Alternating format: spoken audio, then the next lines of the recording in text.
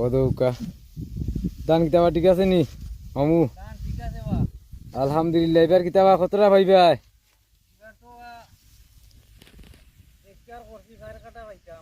আলহামদুলিল্লাহ।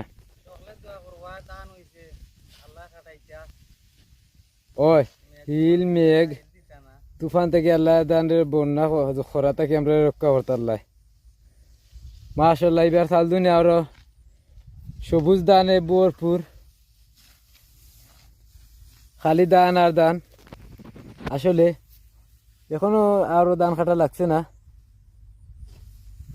দুই তিন দিনের ভিতরে পুরাপুরি ধান কাটা আরম্ভ হয়ে যাব। ও আর এখন কৃষক বেটা আইসন, বেটা খেতে আছে মনে হয় 20 কেয়ার। আল্লাহ দিতা বেটা দান দিছেন, বাজারও গেলেও মাথু না যায়। সে বলছে স্যার খালি দানো দানো। দোয়া করবা সকলে, আমরা সকলে সহি সালামতে জোর তুফান হিলতা কি পাইছে দান গুণটা সুন্দরভাবে বাড়িতে নিতে পারি। মামুরতে আর দান কাটো বা।